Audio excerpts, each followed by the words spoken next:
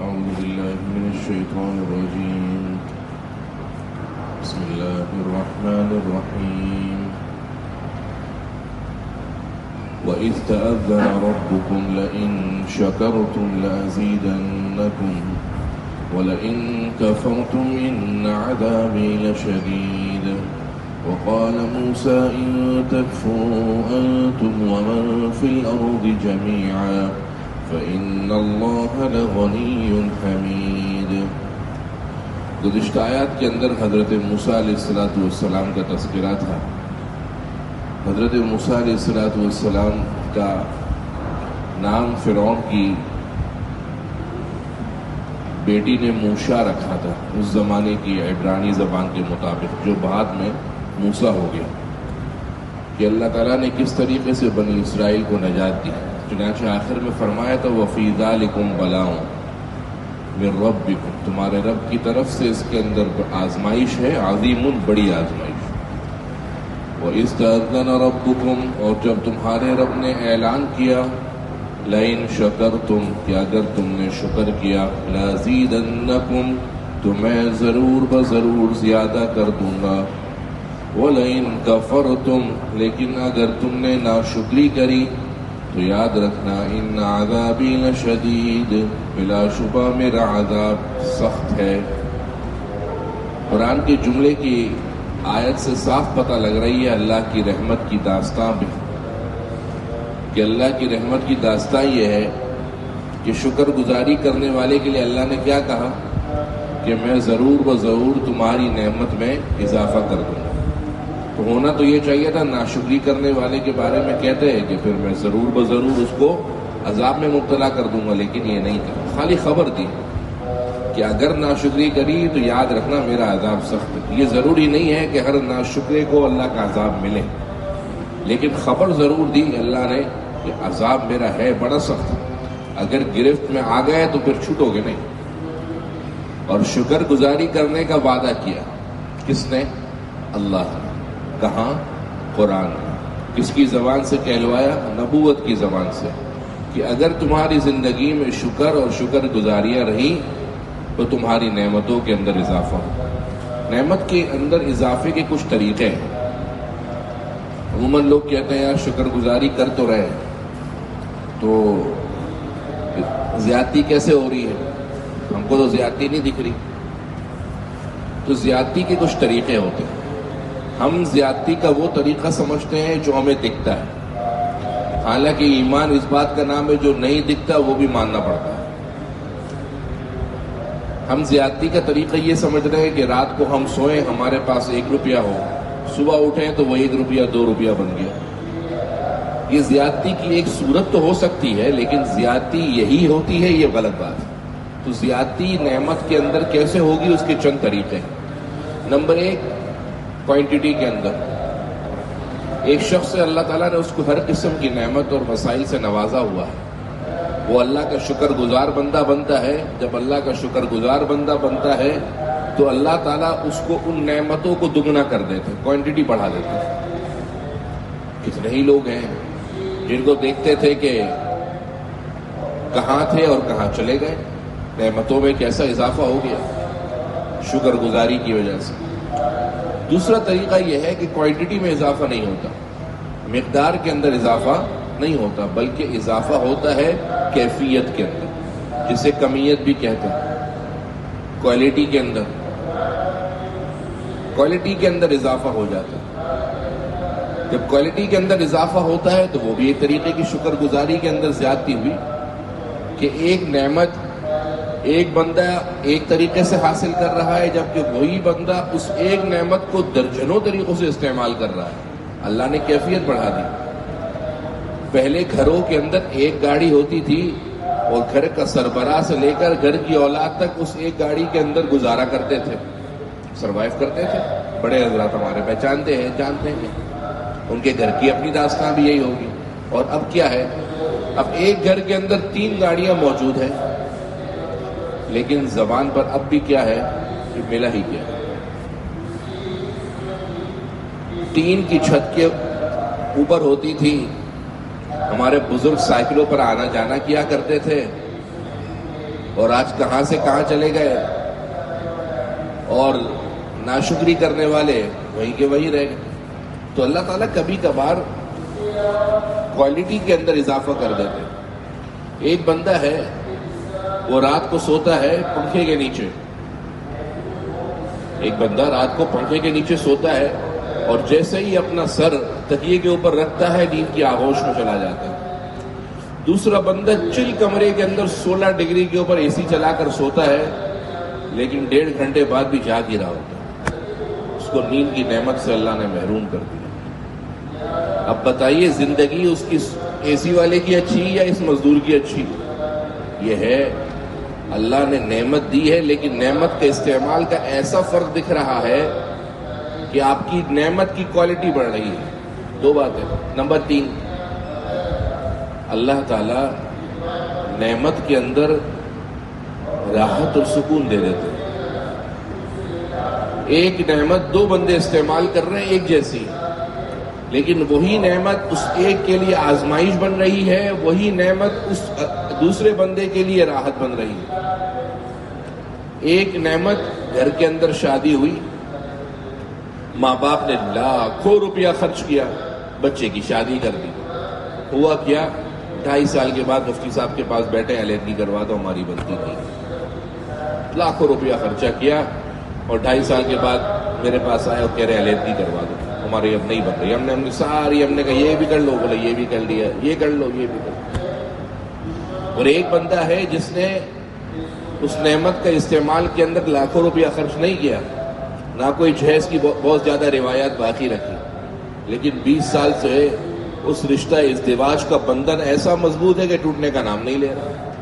لاکھوں عروج و زوال آئے، نشیب و فراز آئے، بڑے حادثے ہوئے، صدموں سے 2-4 ہوئے، لیکن رشتوں کا ازدواج بنتا ہی چلا گیا، کمی کچھ ہوئی نہیں۔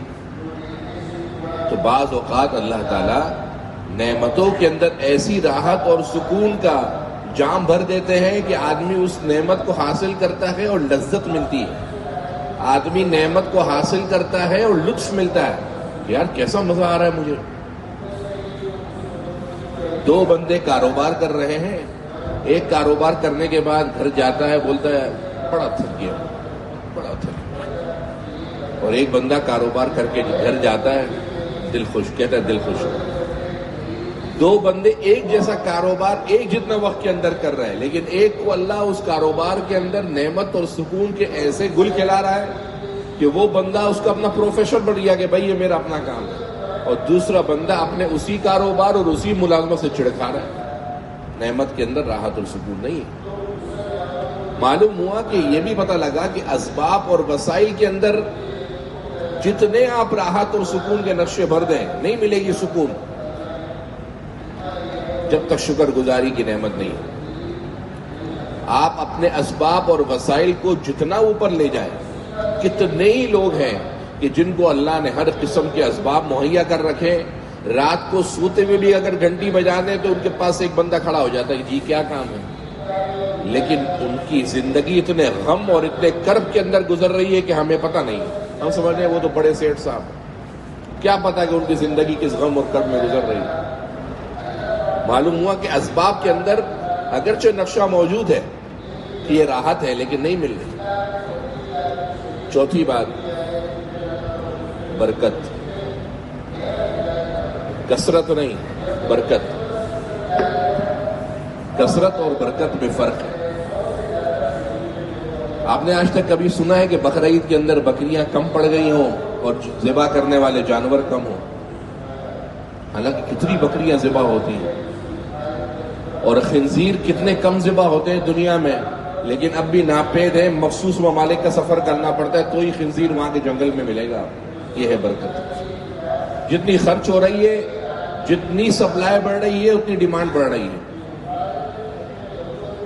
کتا 1 سال کے اندر کتا 1 بچہ دیتا ہے اور بکری 5 بچے دے دیتی ہے۔ کتے کا بچہ بڑا ہوتا ہے، بھونبھو کرتا ہے، اس کو مارا جاتا ہے، اور بکری کا چھوٹا سا بچہ انسان کے چھوٹے سے بچے کے دل کو خوش کر دیتا ہے، بولتا ہے ابا کتنا اچھا لگ رہا ہے بکری کا پیارا سا بچہ۔ برکت، زندگی کے اندر برکت موجود ہے۔ ایک نعمت ہے بندہ 2000 روپے لے کر بازار کے اندر گیا اور اسٹور سے کیا کچھ سامان لے کر آ گیا، اور اسی کے گھر کے پاس ایک اور گھر کا فرد 2000 روپے لے کر گل احمد گیا اور اس 2000 روپے کا ایک سامان لے کر آ گیا، ایک سوٹ لے کر آ گیا۔ یہ ہے برکت، یہ ہے برکت۔ ایک بندے کے گھر کا بجلی کا بل 15,000 روپے، دوسرے بندے کی پوری تنخواہ 15,000 روپے، کیسے گزارا کر رہا ہے؟ رات کو نیند اس 15,000 والے کو زیادہ اچھی آ رہی ہے۔ برکت۔ جبھی آپ صلی اللہ علیہ وسلم نے کثرت نہیں مانگی، برکت مانگی۔ کیا دودھ پینا ہے؟ اللہم بارک لنا فی، اللہ برکت دیجیے۔ شادی ہو جاتی ہے کسی کی تو کیا دعا دیتے ہیں؟ بارک اللہ لکم، اللہ برکت دے۔ برکت کے مفہوم میں یہ بات داخل ہے کہ اللہ تعالیٰ اس کو اچھے سے استعمال کرا ہے، تو کسی نعمت کا اچھا استعمال یہ برکت کے مفہوم میں داخل ہے، اور یہی اللہ کے اس جملے کا مطلب ہے کہ اگر تم نے شکر گزاری کری تو میں تمہاری نعمت میں اضافہ کر دوں۔ 4 باتیں۔ نمبر 5، نعمت کے اندر جو نعمت شکر گزاری کی وجہ سے اللہ دیتا ہے، اس نعمت کے اندر بقا ہوتی ہے، دوام ہوتا ہے، ہمیشگی ہوتی ہے۔ مفتی صاحب دعا کریں اللہ تعالیٰ بیٹا دے دے، بھائی ہاتھ میں نہ تمہارے ہیں نہ ہمارے ہیں نہ تمہاری بیوی کے، نہیں آپ دعا کریں وظیفہ دے دیں۔ 6 سال 8 سال تک انتظار کرتے رہے، اللہ نے صبر کا کڑوے گونڈ کے بعد بیٹا دے دیا۔ 8 سال تک انتظار کیا، بچہ بڑا ہوا، 19 سال 20 سال کی عمر اور دہلیز کو کراس کیا، اب ماں باپ بولتے ہیں ایسی نام معقول اولاد ہے کہ اللہ دیتا ہی۔ حقیقت ہے، آپ کے معاشرے کی ترجمانی کر رہا ہوں، سوسائٹی کی عکاسی کر رہا ہوں، سوسائٹی میں کیا چل رہا ہے، ہماری دنیا کے رواج کیا ہے۔ پہلے مانگتے تھے، دعائیں کراتے تھے، وظیفے کرتے تھے کہ اولاد مل جائے لڑکا۔ اب لڑکا بڑا ہوا اور علمان والحفیظ ایسی حرکتیں کی کہ ماں باپ کہتے ہیں یار تو نہ ہوتا تو اچھا تھا۔ معلوم ہوا کہ یہ نعمت کے اندر دوام نہیں رہا۔ اگر یہ نعمت شکر گزاری پر ہوتی تو اللہ اس نعمت کے اندر ایسی دوام اور ایسی ہمیشگی دیتا، جیسے ایک دفعہ میں نے ممبر پہ کہہ دیا نا، حضرت بلال، ایک صاحب نے فوراً، حاجی صاحب نے پکڑ لیا مجھے جمعے کی نماز کے بعد، بولا مجھے بڑی تکلیف ہوئی آپ سے۔ میں نے کہا بھائی کس بات سے؟ ویسے ہی پڑھو، بہت لوگوں کو بڑی تکلیف ہے، آپ بھی بتا دو آپ کو کس بات تکلیف ہوئی۔ بولا آپ نے کہا کیسے حضرت بلال؟ میں نے کہا اور کیا کہوں؟ بولا آپ کہیں حضرت بلال رضی اللہ عنہ، 1400 سال گزر گئے مگر زندگیاں ایسی گزار کے گئے کہ 1400 سال کے بعد غلطی سے بلال نکل گیا تو لوگوں نے پکڑ لیا، بھائی آئندہ یہ بات مت کرنا، رضی اللہ عنہ کہو۔ یہ زندگیاں تھی، یہ بابرکت زندگیاں تھیں۔ جب زندگیاں ایسی بابرکت گزار کے گئے تو نعمتوں کے اندر ایسا دوام ملا، ایسی بقا ملی کہ 1400 سال کے بعد اس کا مزار کہاں ہے آپ کو نہیں پتا، ان کی قبر کہاں ہے آپ کو نہیں پتا، لیکن ان کا کردار زندگیوں میں ایسا محفوظ ہے کہ آج رضی اللہ عنہ نہیں کہتا، لوگ گریبان پکڑ لیں گے۔ یہ ہے نعمت کے اندر ہمیشگی اور دوام۔ تو نعمت کے اضافے کو صرف یہ نہ سمجھے کہ 1 2 ہو جائے گا، 2 3 ہو جائے گا، 4 5 نہیں، یہ 5 چیزیں بھی اللہ تعالیٰ کی نعمت کے زیادتی کے مستقل طریقے۔ وَإِسْتَأْذَنَ رَبُّكُمْ، جب تمہارے رب نے اعلان کیا، لَئِن شَكَرْتُمْ لَأَزِيدَنَّكُمْ، کہ اگر تم نے شکر کیا میں تمہاری نعمت میں اضافہ کر دوں گا، زیادتی کر دوں گا۔ وَلَئِن كَفَرْتُمْ، لیکن اگر تم نے انکار کیا، ناشکری کری، تو یاد رکھنا اِنَّ عَذَابِي لَشَدِيدٌ، بلا شبہ میرا عذاب بڑا سخت ہے۔ چونکہ پیچھے حضرت موسیٰ کا قصہ چل رہا تھا، اسی کی طرف دوبارہ لوٹ رہے ہیں۔ وَقَالَ مُوسَىٰ، موسیٰ نے بنی اسرائیلیوں سے کہا، حضرت موسیٰ، حضرت یعقوب کس کے والد تھے؟ حضرت یوسف کے۔ حضرت یعقوب کی اہلیہ کا نام نہیں، وہ تو حضرت یوسف کی تھی، لیا، جو حضرت یوسف کی خالہ بھی تھیں، بعد میں ان کی والدہ راحیلہ کے انتقال کے بعد ہوا تھا۔ حضرت یعقوب کے ایک بیٹے تھے لاوی، جو حضرت یوسف کے سوتیلے بھائی تھے۔ حضرت لاوی کے پوتے حضرت موسیٰ، حضرت لاوی کے نہیں، حضرت لاوی کے بیٹے ہیں قامت اور حضرت قامت کے بیٹے ہیں عمران، اور حضرت عمران کے بیٹے حضرت موسیٰ. گویا حضرت موسیٰ حضرت یعقوب کے دادا کے دادا پڑ پوتے ہو گئے. ٹھیک ہے، حضرت موسیٰ علیہ السلام. حضرت موسیٰ نے کہا ان تکفروا، اگر تم نے انکار کیا، انتم تم نے، ومن فی الارض جميعا، اور جو زمین میں سب کے سب نے انکار کیا، فإن اللہ لغنی حمید، تو بلا شبہ اللہ بے نیاز قابل ستائش ہے. وقال موسیٰ، موسیٰ نے کہا ان تکفروا انتم، اگر تم نے انکار کیا، ومن فی الارض جميعا، اور جو زمین میں سب کے سب انہوں نے بھی انکار کیا، فإن اللہ لغنی حمید، تو یاد رکھنا اللہ کو تمہاری ضرورت نہیں ہے، بلکہ اللہ بھی لغنی بے نیاز ہے، حمید قابل ستائش ہے. الم یاتکم، کیا تمہارے پاس نہیں آئی، نبأ خبر، الذین من قبلکم، ان لوگوں کی جو تم سے پہلے تھے، قوم نوح، نوح کی قوم کی، وعاد، اور عاد کی قوم کی، وثمود، اور ثمود کی قوم کی. کہیں ایسا نہ ہو امتحان کے اندر یہ والی آیت دے اور پوچھے نوح، عاد اور ثمود کی قوم کا تعارف لکھیں، پھر آپ کا سم بکم عمیون، یہ نہ ہو جائے. اس کا تذکرہ پہلے ایک دفعہ ہم نے کر دیا ہے، اب اگلے سال اگر 1444 ہجری کے شعبان تک دوبارہ تذکرہ نہیں کریں گے. ایک دفعہ سمجھایا ہے، ایک دفعہ تعارف کروایا ہے، اب کہیں بھی آ جائے تو آپ نے اس کا تعارف لکھنا ہوگا کہ قوم عاد کون تھی، قوم ثمود کون تھی، اور قوم نوح اور حضرت نوح کون تھے، ان کا تعارف کیا تھا. والذین من بعدہم، اور جو کچھ ان کے بعد تھے ان کی خبر کیا تمہارے پاس نہیں آئی. لا یعلمہم الا اللہ، اور جو ان کے بعد آئے ان کو نہیں جانتا سوائے اللہ کے کوئی. یعنی کچھ قوموں کے انبیاء کے تعارف تو ہوئے، حضرت نوح کے تعارف ہے، عاد کا ہے، ثمود کا ہے، ہود کا تعارف ہے، شعیب کا تعارف ہے، اصحاب الایکہ کے سارے انبیاء علیہ السلام کا تعارف موجود ہے. لیکن کتنی قومیں اور کتنے انبیاء ایسے ہیں کہ جن کا تو تم کو تعارف ہی نہیں بتایا گیا، ان کو تو صرف اللہ جانتا ہے.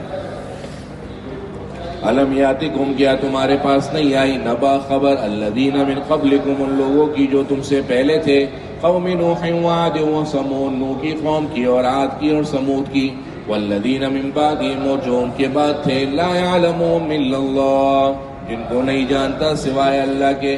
جاءتہم رسولہم بالبینات، آئے ان کے پاس ان کے رسول واضح دلائل لے کر. فردوا ایدیہم فی افواہہم، تو انہوں نے لوٹا دیے ان کے ہاتھ ان انبیاء کے منہ کے اندر. گویا ان کو دین کی بات کرنے نہیں دی، ان کے منہ پر ہاتھ رکھ دیا کہ بھئی ہمیں یہ والی بات نہ سنو. فردو، اور تو انہوں نے لوٹا دیے، ایدیہم، اپنے ہاتھ، فی افواہہم، اپنے انبیاء کے منہ میں. وقالوا، اور کہنے لگے، انا کفرنا، بلا شبہ ہم نے انکار کیا، بما ارسلتم بھی، جس بات پر تم کو رسول بنا کر بھیجا گیا تھا. وَإِنَّنَا لَفِي شَكٍّ، اور بلا شبہ ہم ایسے شک میں ہیں، مما تدعونا الیہ، جس کی طرف تم ہمیں بلاتے ہو. ایسا شک ہے مریب، جو مزید تردد کے اندر ڈالنے والا ہے، یعنی شک در شک، ایسا شک ہے جو مزید تردد کے اندر ڈال رہا ہے. جاءتہم رسولہم بالبینات، آئے ان کے پاس ان کے رسول واضح دلائل لے کر. فردوا، لیکن انہوں نے لوٹا دیے، ایدیہم، اپنے ہاتھ، فی افواہہم، ان کے منہ کے اندر. وقالوا، اور کہنے لگے، انا کفرنا بما ارسلتم بھی، کہ جو کچھ کر تم کو رسول بنا کر بھیجا گیا ہم نے اس کا انکار کیا. وَإِنَّا لَفِي شَكٍّ، اور بلا شبہ میں سے شک میں، مما تدعونا الیہ، جس کی طرف تم ہمیں بلاتے ہو.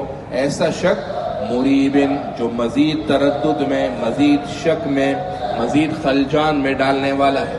قالت رسولہم، ان کے رسول کہنے لگے، افی اللہ شک، کیا اللہ کے اندر تم شک کرتے ہو. فاطر السماوات والارض، جو آسمان اور زمین کا بنانے والا ہے. یدعوکم، اللہ تم کو بلاتا ہے. لیغفر لکم من ذنوبکم، تاکہ اللہ تم کو تمہارے گناہوں سے پاک کر دے. وَيُؤَخِّرَكُمْ، اور تم کو ڈھیل دے دے، مہلت دے دے. إِلَىٰ أَجَلٍ مُّسَمًّى، ایک مقررہ مدت تک. قالوا، وہ کہنے لگے، إِنْ أَنْتُمْ إِلَّا بَشَرٌ مِّثْلُنَا، کہ تم تو ہمارے جیسے ہی انسان ہو. یعنی تم رسول کو تو الگ ہونا چاہیے تھا، تم تو ہمارے جیسے ہی ہو. تُرِيدُونَ أَن تَصُدُّونَا، تم چاہتے ہو کہ ہمیں روک دو. عَمَّا كَانَ يَعْبُدُ آبَاؤُنَا، ان چیزوں سے جن کی ہمارے آبا و اجداد عبادت کیا کرتے تھے. فَاتُونَا بِسُلْطَانٍ مُّبِينٍ، تو لے آؤ ہمارے پاس واضح دلیل.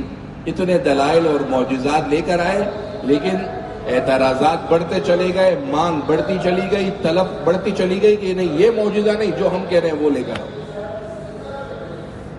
قالت رسلهم، ان کے رسول کہنے لگے، افی اللہ شک، کہ تم اللہ میں شک کرتے ہو، فاطر السماواتی، جو آسمانوں کا بنانے والا ہے، والارض، اور زمین کا، یدعوکم، اللہ تم کو بلاتا ہے۔ ممکن ہوا پتہ لگا دعوت ایسا کام ہے جس کی طرف اللہ نے خود بھی دعوت دی، دعوت صرف انبیاء نہیں دیتے، اللہ خود بھی دعوت کا کام ہے۔ لیغفر لکم من ذنوبکم، تاکہ اللہ تم کو تمہارے گناہوں سے معاف کر دے، ویؤخرکم، اور تم کو ڈھیل دے دے، الی اجل مسمی، ایک مقررہ مدت تک۔ قالوا، تو وہ جواباً کہنے لگے، ان انتم الا بشر مثلنا، کہ تم تو ہماری طرح ہی کے آدمی ہو، تريدون ان تصدونا، تم یہ چاہتے ہو کہ ہمیں روک دو، عما كان يعبد آباؤنا، ان چیزوں سے جن سے ہمارے آبا و اجداد روکا کرتے تھے، عبادت کیا کرتے تھے۔ فاتونا بسلطان مبین، لہذا تم ہمارے پاس واضح دلائل لے کر آؤ۔ آج بھی معاشرے کے اندر، شہر کے اندر، سوسائٹی کے اندر کتنے ہی ایسے لوگ موجود ہیں کہ جو صرف دین پر چلنے سے اس لیے رکے ہوئے ہیں کہ ہماری گھر کا یہ رواج نہیں، بھائی یہ جہیز کی رسم چھوڑ دو، گھر والے کیا کہیں گے، یار یہ خامہ خام کے اندر خرچہ نہیں کرو، دنیا کو کیا منہ دکھائیں گے، یار اس قسم کی حرکت نہ کرو، بھائی یہ تو ہمارا اسٹیٹس ہے، اس کو ہم کیسے چھوڑ سکتے ہیں۔ یہ ساری باتیں اسی کے اندر داخل ہیں کہ کیا تم چاہتے ہو کہ ہمیں ان چیزوں سے روک دو جن کی ہمارے آبا و اجداد عبادت کیا کرتے تھے۔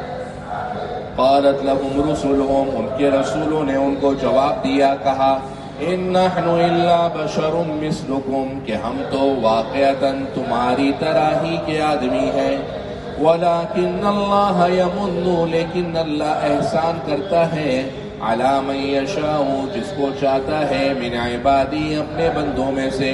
یعنی ہم آدمی تو تمہاری طرح کے ہیں، لیکن اللہ ان آدمیوں میں سے کسی کو نبوت کے لیے چن لیتا ہے، ایمان کی دولت کے بعد نبوت کا منصب فائز کر دیتا ہے، اور یہ اللہ کے ہاتھ میں ہے کہ جس پر یہ احسان کر دے۔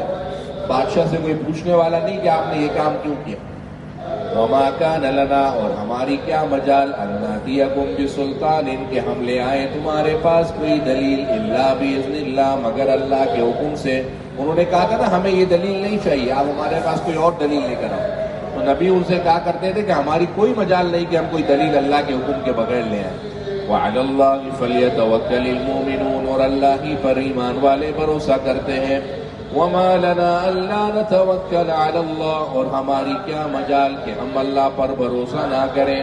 وقد ہدانا سبلنا، اور تحقیق اس نے دکھا دیے ہم کو ہمارے راستے۔ وَلَنَصْبِرَنَّ عَلَى مَا آذَيْتُمُونَا، اور ہم ضرور بضرور صبر کریں گے، عَلَى مَا، اس چیزوں پر، آذَيْتُمُونَا، جس پہ تم نے ہمیں تکلیف دی۔ وَعَلَى اللَّهِ فَلْيَتَوَكَّلْ، اور اللہ ہی پر بھروسہ کرتے ہیں المتوکلون، بھروسہ کرنے والے۔ قالت لهم رسلهم، ان کے رسول ان کو جواباً کہنے لگے، ان نحن الا بشر مثلکم، ہم تو تمہاری طرح ہی کے آدمی ہیں، ولکن اللہ یمن، لیکن اللہ احسان کرتا ہے، علی من یشاء من عبادی، جس کو چاہتا ہے اپنے بندوں میں سے۔ وما کان لنا، اور ہماری کیا مجال، ان ناتیکم، کہ ہم تمہارے پاس لے آئے، بسلطان، کوئی دلیل، الا باذن اللہ، مگر اللہ کے حکم سے۔ وعلی اللہ فلیتوکل المؤمنون، اور اللہ ہی پر بھروسہ کرتے ہیں ایمان والے۔ وما لنا الا نتوکل علی اللہ، اور ہم کیوں نہ بھروسہ کریں اللہ پر، وقد ہدانا سبلنا، اور جبکہ تحقیق اس نے ہم کو ہمارے راستے دکھلا دیے، یعنی ہدایت کا راستہ ہم کو دکھلا دیا۔ وَلَنَصْبِرَنَّ، اور ہم ضرور بضرور صبر کریں گے، عَلَى مَا آذَيْتُمُونَا، اس بات پر جس پر تم نے ہمیں تکلیف پہنچائی۔ وَعَلَى اللَّهِ فَلْيَتَوَكَّلْ، اور اللہ ہی پر بھروسہ کرتے ہیں المتوکلون، بھروسہ کرنے والے۔ اب سامنے والے نے مال کی لالچ دی، کوئی فائدہ نہیں ہوا، جان کی لالچ دی کہ جان لے لیں گے، کوئی فائدہ نہیں ہوا۔ کہا جس رستے پر تم ہو تم کو تکلیفیں دیں گے، تو اب انبیاء کہنے لگے کہ تم کچھ بھی کر لو، ہم تمہارا کوئی فائدہ نہیں ہوگا۔ اس پر کافروں نے رسولوں سے کہا کہ ٹھیک ہے، ہم آپ کا پاسپورٹ ڈیپورٹ کر آپ کا پاسپورٹ کینسل کر دیں گے، آپ کو ملک سے کیا کر دیں گے، ڈیپورٹ کر دیں گے، نکال دیں گے آپ کو، یا پھر یہی ہے کہ آپ ہمارے دین میں واپس آ جائیں۔ اس وقت اللہ نے ان رسولوں کے اوپر وحی کری کہ آپ تسلی رکھیے، پریشان نہ ہو، یہ گنہگار ہے، ہم ان کو ہلاک کریں گے، اور یہ زمین جس سے یہ کہہ رہے ہیں نا ہم آپ کو نکالیں گے، یہ زمین آپ کو ہی دے گی، فکر نہ کریں۔ اس طریقے سے منافقین نے کہا تھا ایک غزوے سے واپسی، غزوہ بنی مریثہ سے واپسی پر، کہ اب ہم مدینہ جا رہے ہیں اور مدینہ جا کر لَنُخْرِجَنَّ الْأَعَزُّ مِنْهَا الْأَذَلَّ، کہ جو لوگ زور اور غالب لوگ ہیں وہ ذلیل لوگوں کو وہاں سے نکال دیں گے، جو غالب لوگ ہیں وہ ذلیل لوگوں کو وہاں سے نکال دیں گے۔ تو اللہ نے کہا فکر نہ کرو، واقعتاً صحیح کہا ہے کہ جن کا زور ہے وہ ذلیل کو نکالیں گے، لیکن زور والا کون ہے اور ذلیل کون ہے یہ بدل گئے۔ مدینہ گئے، مسلمانوں کا زور بڑھا، اور جو کہنے والے تھے مسلمانوں نے زور آنے کے بعد انہی ذلیلوں کو نکال دیا۔ سورہ منافقون کے اندر پورا تفصیلی واقعہ موجود ہے۔ وقال الذین کفروا، اور کافر کہنے لگے لرسلہم، اپنے رسولوں سے، لنخرجنکم من ارضنا، کہ ہم تم کو ہماری زمین سے نکال دیں گے، او لتعودن فی ملتنا، یا تم واپس آ جاؤ ہماری شریعت میں، ہمارے دین میں۔ فاوحی الیہم ربہم، ان کے رب نے ان انبیاء پر وحی بھیجی، فکر نہ کیجئے، لنہلکن، کہ ہم ضرور بضرور ہلاک کر دیں گے الظالمین، گنہگاروں کو، ولنسکننکم الارض، اور ہم آپ کو رہائش دیں گے، سکونت دیں گے زمین میں، من بعدہم، ان کافروں کے بعد۔ وقال الذین کفروا لرسلہم، کافر اپنے رسولوں سے کہنے لگے، لنخرجنکم من ارضنا، کہ اگر تم نے ہماری بات نہ مانی ہم تم کو ضرور بضرور نکال دیں گے، من ارضنا، ہماری زمین سے، او لتعودن، یا پھر تم واپس لوٹ آؤ، فی ملتنا، ہماری شریعت میں۔ فاوحی الیہم ربہم، ان کے اوپر ان کے رب نے وحی بھیجی، لنہلکن الظالمین، کہ ہم ضرور بضرور ہلاک کر دیں گے گنہگاروں کو، وَلَنُسْكِنَنَّكُمْ، اور ہم ضرور بضرور ٹھکانہ دیں گے تم کو اس زمین میں، من بعدہم، ان کے بعد۔ اور یہ ہر اس شخص کے لیے، ذالک، یہ ہر اس شخص کے لیے، لمن خاف مقامی، جو میرے سامنے کھڑے ہونے سے ڈرتا رہا، وخاف وعید، اور عذاب سے ڈرتا رہا، ذالک لمن خوف مقامی، یہ اس شخص کے لیے ہے جو میرے سامنے کھڑے ہونے سے ڈرتا رہا، یعنی اپنی خواہشات قربان کر کے اللہ کے سامنے کھڑا ہو گیا، اور اللہ کا خوف اس کے دلوں کے اندر ایسا قائم رہا کہ اس نے گناہوں والی زندگی چھوڑ دی اور نیکی والی زندگی پر آ گیا۔ وخاف وعید، اور اللہ کے عذاب سے ڈرتا رہا۔ مطاف کے اندر ایک دفعہ ایک شخص دعا کر رہا تھا، اللہم انی اعوذ بک من النار، اللہم انی اعوذ بک من النار، اللہ میں آگ سے پناہ مانگتا ہوں، مستقل کرا ہی جا رہا تھا۔ آس پاس والے لوگ مطاف کے اندر جب صفیں بننا شروع ہو جاتی ہیں، ائمہ حضرات کے آنے کا وقت ہوتا ہے، تو صفیں آگے کی بنتی چلی کہ وہ بندہ کھڑا ہو کر، اے اللہ بس جہنم سے پناہ دے۔ بعض گڑے شخص نے کہا بھائی جنت بھی مانگ لے، اتنی جہنم سے پناہ مانگ رہے، اس کو عربی میں سمجھایا، حبشی تھا، اللہ کہ کہے اللہم انی اسألک الجنہ، کہ اللہ میں تجھ سے جنت مانگتا ہوں۔ تو بظاہر تو وہ بیچارہ دماغی طور پر کمزور لگ رہا تھا، جو اس کی حرکات اور سکنات ہی ایسا لگ رہا تھا کمزور ہے، یا پھر دیوانہ ہے، یا اللہ کے خوف کی وجہ سے ایسا حال ہے۔ تو پاس کھڑے ایک عربی شخص نے اس سے کہا کہ جنت بھی مانگ لے بھائی، تو اس نے کہا کہ ما فی الجنہ فلوس، کہ جنت تو وہی، جنت میں جانے والے تو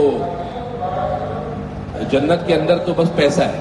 اس نے کہا جنت کے اندر تو پیسہ ہے، یعنی سمجھانے والے سے کہا کہ جنت کے اندر تو نعمتیں ملیں گی، پیسہ ملیں گی، میں یہ عبادت پیسوں کے لیے نہیں کرتا ہوں، میں عبادت پیسوں کے لیے نہیں کرتا ہوں، میں عبادت کرتا ہوں وخاف وعید، اللہ کے عذاب سے بچنے کے لیے۔ مجھے جنت وندت نہیں چاہیے، بس مجھے یہ میرے کو اللہ عذاب سے محفوظ کر لے۔ تو کہہ رہا تھا اللہم انی اسألک الجنہ، اس کو آس پاس والے سمجھا رہے تھے، پھر جنت فلوس، جنت میں تو پیسہ ہے، یعنی وہ کہہ رہا تھا تم جنت کیوں مانگتے ہو؟ تم عبادت اس لیے کرو نا کہ اللہ کے عذاب سے بچ جاؤ، اس لیے لالچ تمہارے اندر اتنی لالچ ہے کہ تم جنت مانگتے ہو۔ علامہ اقبال نے بھی ایک دفعہ اپنے اشعار میں اس کا تذکرہ کیا تھا،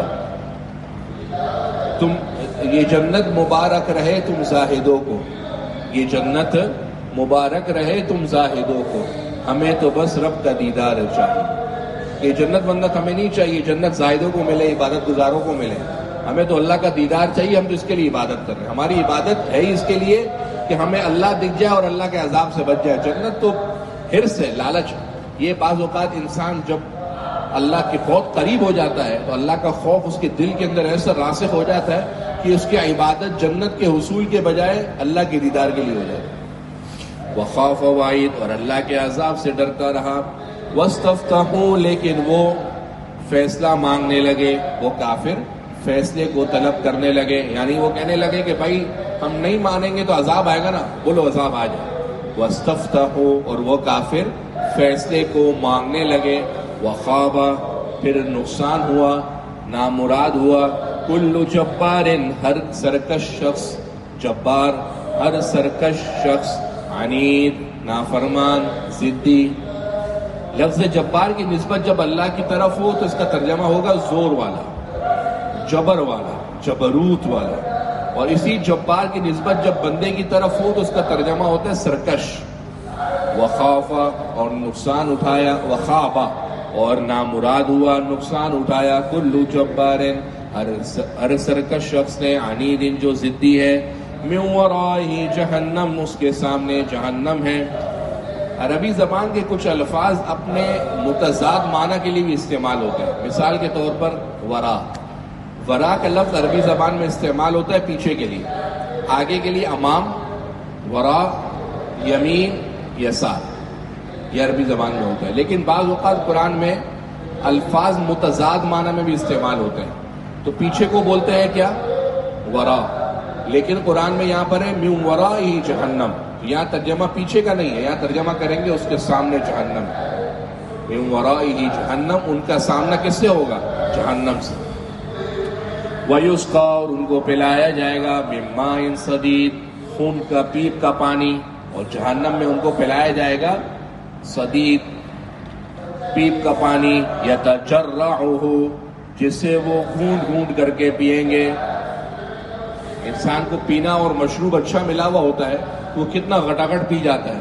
آپ صلی اللہ علیہ وسلم نے فرمایا لا تشربوا کشرب البعیر، پانی ایسے مت پیو جیسے اونٹ پیتا ہے۔ اونٹ کیسے پیتا ہے؟ اس کو ذبح کرنے سے پہلے دیکھا، اس کے منہ میں بوتل لگتا ہے، بس پیتا چلا جاتا ہے ایک سانس کے اندر۔ تو آپ نے فرمایا کہ اس طریقے سے پانی نہ پیو جس طریقے سے اونٹ پیتا ہے، بل اشربوا جرعن جرعن، گھونٹ گھونٹ کر کے پیو، تھوڑا سا پیو پھر فاصلہ کرو پیو۔ کہتے ہیں اس سے جگر کی بیماری سے آدمی محفوظ ہوتا ہے، کیونکہ جگر اتنا چھوٹا سا ہے، اس کے اوپر اچانک اتنا لوڈ اور زور اور پریشر آ جائے، اس کے بدلے پانی کو گھونٹ گھونٹ کر کے پیو۔ اور ویسے بھی جو چیز مشروب اچھا ہوتا ہے انسان اس کو گھٹاگھٹ پینے کی کرتا ہے، اور جو چیز اچھی نہیں ہوتی انسان اس کو کیسے پیتا ہے؟ تھوڑا تھوڑا کر کے۔ آپ نے کبھی دیکھا ہے سیرپ کو کوئی بندہ دوائی کا، کھانسی کا سیرپ اس کو ایسے پی جائے؟ بچے کو کتنی مشکل سے پلانا پڑتا ہے، اور بچے کو کولڈ ڈرنک پلائے کیسے پیتا ہے؟ ایسا لگتا ہے کہ 3 دن کا پیاسا ہو۔ جو مشروب اچھا نہیں ہوتا اس کو گھونٹ گھونٹ کر کے۔ تو جب قیامت کے دن ان جہنمیوں کو پلایا جائے گا تو پیپ کا پانی، خون کا پانی پلایا جائے گا، اور خون کا پانی اچھا تو لگے گا نہیں، لیکن گلے کی رگوں کو تر کرنے کے لیے کچھ تو چاہیے ہوگا، تو وہ یتجرع، تھوڑا سا پیئیں گے کہ شاید گلے کی رگ تر ہو جائے، پھر تھوڑا سا پیئیں گے۔ آگے قرآن کہہ رہا ہے وَلَا يَكَادُ يُسِيغُ، ایسا نہیں کہ بڑا بہترین قسم کا ہوگا اور پیئیں گے اور ہضم ہو جائے گا، نہیں، لا يَكَادُ يُسِيغُ، حلق سے اترے گا بھی نہیں، حلق سے اترے گا بھی نہیں۔